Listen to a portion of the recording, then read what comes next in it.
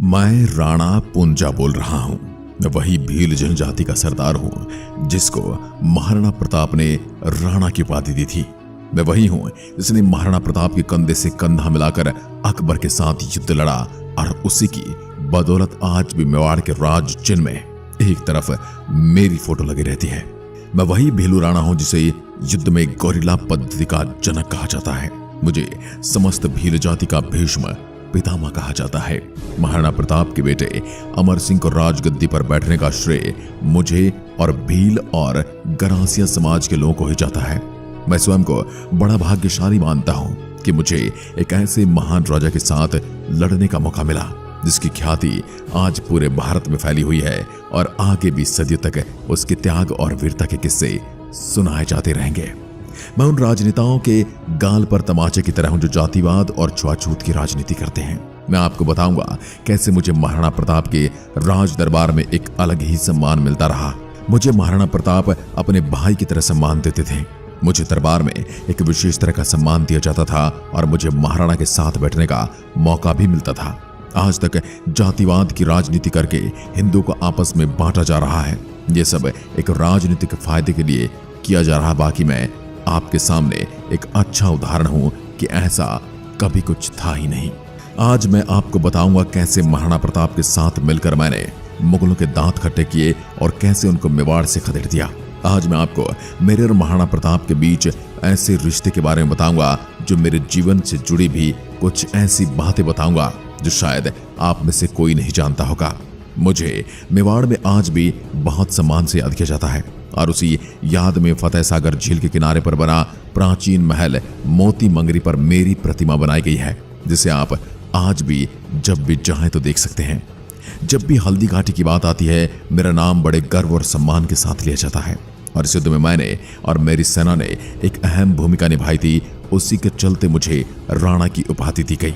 मैं एक ऐसा भील नायक था जिसके पराक्रम से दुश्मन भी थर-थर कांपते थे। मैंने अपने जीवन में कभी हार स्वीकार नहीं की और आज भी आपको मेरे ऐतिहासिक पृष्ठभूमि में यही देखने को मिलेगा। मैं भील भौमट के भीलों का राजा था जो अरावली पर्वतों के जंगलों में निवास करते थे, जहां दुश्मन तो क्या परिंदे भी पर नहीं मार सकते थे।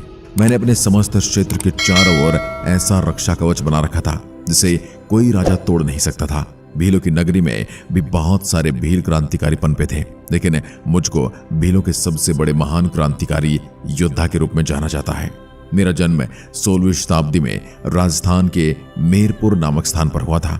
मेरे पिता का नाम दूदा होलंकी और माता केहरीबाई थी। मैं बचपन से ही वीर और पराक्रमी था। मुझे अपने पिता की मृत्यु के बाद मात्र 14 वर्ष की आयु में ही मेरपुर गांव का मुखिया बना दिया गया था। यह मेरे जीवन की पहली परीक्षा थी। इसी परीक्षा को उत्तीर्ण कर समाज में मेरा सम्मान और भी बढ़ गया और तत्काल ही मुझे भौमट का राजा बना दिया गया और पूरे मेवाड़ में मेरी जय जयकार होने लगी। भौमट अरावली और पहाड़ियों में था जो आज भी मेरी वीरता और शोहरत का प्रतीक है। 1576 ईस्वी में मुगल सम्राट अकबर की नजर मेवाड़ पर आ पड़ी थी। मुगल सेना बड़ी विशाल थी और मेवाड़ के महाराजा महाराणा प्रताप को अंदेशा था कि वह निश्चित ही मेवाड़ पर आक्रमण करेंगे। साथ ही भील गरासिया और गमेती समुदाय के वीर सैनिक राणा बप्पा रावल के समय से ही मेवाड़ की सेवा करते आ रहे थे। ऐसे महाराणा प्रताप ने मुझसे सहायता मांगी और मेवाड़ मातृभूमि की रक्षा के लिए साथ आने का न्योता दिया। भला मैं इस अनूठे अवसर को कैसे छोड़ सकता था और खुशी खुशी मैंने महाराणा प्रताप की बात मान ली थी और यह आश्वासन दिया कि राणा पुंजा की पूरी सेना बिना अपने प्राणों की चिंता किए महाराणा प्रताप का पूरा सहयोग करेगी। किसी भी कीमत पर मेवाड़ पर मुगल अपना अधिकार नहीं जमा पाएंगे।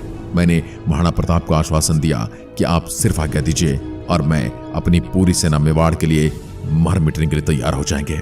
महाराणा प्रताप ने मुझे गले लगा लिया और ये भी कहा, आप सिर्फ हमारे साथी ही नहीं बल्कि आप मेरे भाई हो। उस समय महाराणा प्रताप द्वारा मेवाड़ का एक राज्य चिन्ह दिया गया जिसमें एक तरफ राजपूत तो दूसरी तरफ राणा पुंजा का जिक्र है। ये चिन्ह आज भी सिटी पैलेस के सबसे ऊपरी भाग में शोभायमान है। उस समय मेवाड़ की राजमाता जयवंता बाई और महाराणा प्रताप की माता ने मुझे राखी बांधी थी। तब से लेकर संपूर्ण मेवाड़ आज भी भील समुदाय के लोगों को मामा कहकर संबोधित करते हैं। मेरे इतिहास उठाकर देखा जाए तो मेवाड़ मातृभूमि की रक्षा के लिए मेरे योगदान को शब्दों में बयान करना हर किसी के लिए आसान नहीं है। मुगल सेना बहुत बड़ी थी। उनके सामने मेवाड़ और महाराणा प्रताप की सेना बहुत छोटी लग रही थी। कोई सोच भी नहीं सकता था कि ये छोटी सी सेना मुगल सेना से लोहा ले पाएगी। 18 जून 1576 के दिन मुगल सेना और मेवाड़ की सेना के बीच युद्ध हो गया। इस युद्ध के दौरान मैंने युद्ध करने की एक नई तकनीक निकाली और इसका नाम था गुरिल्ला युद्ध प्रणाली। गुरिल्ला युद्ध प्रणाली का जनक मुझको ही कहा जाता है। इस युद्ध प्रणाली का ही करिश्मा था कि मामूली सी मेवाड़ की सेना ने मुगल सेना के दांत खट्टे कर दिए और उल्टे पैर उन्हें वापस भागना पड़ा। इतिहासकारों के अनुसार मुगल सेना 5 भागों में बटी हुई थी, जिनमें से 3 टुकड़ियों को बिल्कुल खत्म कर दिया गया था। मेवाड़ की सेना में 9,000 सैनिक थे, जबकि मुगल सेना में 86,000 सैनिक थे। यही वो युद्ध था जिसमें महाराणा प्रताप के स्वामी भक्त घोड़े चेतक ने अपने राजा की जान बचाने के लिए अपने प्राणों की आहुति दे दी। इतना नहीं, मुगल सेना के पास हाथी घोड़े और तोप भी थे, जबकि हमारी सेना के पास तीर तलवार और भाले थे। गुरिल्ला युद्ध प्रणाली में मेवाड़ की सेना पहाड़ों में और चट्टानों के पीछे छिपकर तीर चलाते थे, जिसका अंदेशा तनिक भी मुगल सैनिकों को नहीं होता था और इसी वजह से उन्होंने विशाल मुगल सेना पर काबू पा लिया था। मुगल सेना की 5 टुकड़ियों में से सिर्फ 2 टुकड़े जिनका नेतृत्व माधव सिंह और सैयद हाशिम बरार कर रहे थे वही बची थी और मुगल सेना भाग खड़ी हुई और पहाड़ों में जाकर छिप गई। लेकिन मेरी सेना पहाड़ों का अच्छी तरह से ज्ञान रखती थी और उनको वहां भी चैन से नहीं रहने दिया और वहां पर भी उन पर हमले होते रहे और उनको मेवाड़ छोड़कर भागना ही पड़ा। इस हार से अकबर बुरी तरह से बौखला गया था, जिसके चलते मुगल सेना के सेनापति मान सिंह को मुगल दरबार से कुछ समय के लिए निकाल दिया गया था। मेवाड़ की सेना ने यह समझा कि मुगल आक्रमणकारी पुनः दिल्ली की तरफ लौट गए हैं और अब कुछ समय तक आक्रमण नहीं करेंगे, लेकिन ऐसा नहीं हुआ और तुरंत ही उन्होंने धावा बोल दिया। हल्दी घाटी युद्ध के बाद भी मुगलों ने मेवाड़ पर बहुत आक्रमण किए, लेकिन उनको कोई सफलता नहीं मिली और मेवाड़ को अधीनता स्वीकार नहीं करा सके। इस युद्ध में मैं ही नहीं, झाला मन्ना, हाकिम खां सूर्य जैसे महान सेनापति महाराणा प्रताप की सेना में शामिल थे और उन्होंने अपना बलिदान देकर मेवाड़ के भविष्य को देखते हुए महाराणा प्रताप की जान बचाई थी। और चेतक की घायल होने के बाद झाला मन्ना ने ही महाराणा प्रताप का कवच पहना और महाराणा प्रताप की जान बचाने के लिए अपने प्राणों की आहुति दे दी और मेरे पराक्रम की वजह से मेरा नाम इतिहास में अमर हो गया। और इस युद्ध के बाद महाराणा प्रताप के दिल में मैंने एक अलग ही जगह बना ली और मेरा सिंहासन महाराणा प्रताप के बगल में लगने लगा। इस युद्ध के पश्चात ही महाराणा प्रताप द्वारा मुझे राणा की उपाधि दी गई और इतिहास में मैं भीलू राणा के नाम से प्रसिद्ध हुआ। महाराणा प्रताप की मृत्यु के पश्चात उनके बेटे अमर सिंह को राजगद्दी पर बैठाने का काम मेरे द्वारा ही किया गया था। इस समय अमर सिंह की आयु मात्र 17 वर्ष थी। मेरी वजह से ही जब भी मेवाड़ी पगड़ी धारण की जाती है तो उसके ऊपर प्रतीक के रूप में मेरा चिन्ह लगाया जाता है और यही वजह है कि मेरी वीरता और त्याग के कारण मुझे हमेशा सम्मान दिया जाता है। मेवाड़ ही एकमात्र ऐसा राज्य था जिसने भील समुदाय के लोगों को इतना सम्मान दिया और कभी भी जाति के आधार पर भेदभाव नहीं किया। उदाहरण पूरे भारत में कहीं देखने को नहीं मिलेगा, लेकिन आज हर जगह जातिवाद का जहर घोला जा रहा है। उनके लिए इतिहास का जानना बहुत जरूरी है। मेरे सम्मान में उदयपुर में रेती स्टैंड चौराहे पर राणा पुंजा भील की प्रतिमा की स्थापना की गई है। इस प्रतिमा की विशेषता की बात की जाए तो इसका वजन लगभग 15 टन है, इसकी ऊंचाई 13 फीट है। मेरी जयंती को लेकर भी भील समुदाय और पूरे मेवाड़ में विशेष उत्सव देखने को मिलता है। प्रतिवर्ष 5 अक्टूबर को मेरी जयंती भारत में खासकर मेवाड़ क्षेत्र में बहुत ही धूमधाम से मनाई जाती है। मेरी जयंती के दिन बड़ी मात्रा में भील समुदाय के लोग एकत्रित होकर शोभा यात्रा निकालते हैं।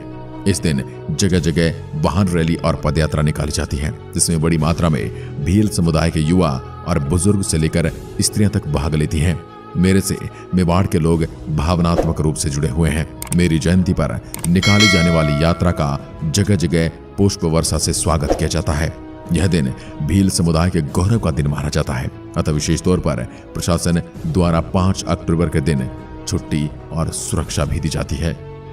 मुझे लेकर एक विवाद ये भी उठा था कि मुझे राजपूत समाज से जोड़ा गया था, कि मैं राजपूत समाज का था।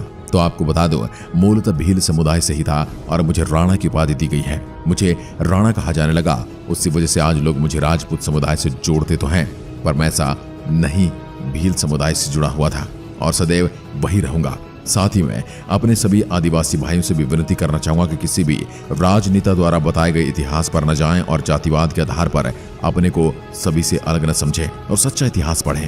राजनेता की सुनी बातों पर न जाएं और अपने स्वर्णिम इतिहास पर भरोसा करें और अपने कर्तव्य पथ पर आगे बढ़ते रहें। अपनी मातृभूमि की रक्षा के लिए सदैव तत्पर रहें। ये नहीं भूलें कि अपने पूर्वजों ने इस धरती को मुगलों से बचाए रखने के लिए अपने प्राणों की आहुति दी थी। आज थोड़े से लोभ में आकर ऐसा कोई कदम न उठाएं जिससे अपनी पूरी जाति को शर्मिंदा होना पड़े। दोस्तों, मेरे इतिहास और मेरे जीवन से जुड़ी कुछ महत्वपूर्ण पहलू इस वीडियो के माध्यम से मैंने आपके साथ साझा किया है। आपको मेवाड़ के इतिहास से जुड़ा यह हिस्सा पसंद आया हो तो इसे असली और दबे हुए इतिहास को सभी तक अवश्य पहुंचाएं, ताकि लोगों की आंखों पर पड़ी पट्टी हटाई जा सके। साथ ही अभी तक चैनल को सब्सक्राइब नहीं किया तो चैनल को सब्सक्राइब करें और इस बेल आइकन को जरूर दबाएं, जिससे आप तक हमारी वीडियो सबसे पहले पहुंचती रहे। धन्यवाद। जय हिंद, जय भारत, जय मेवाड़।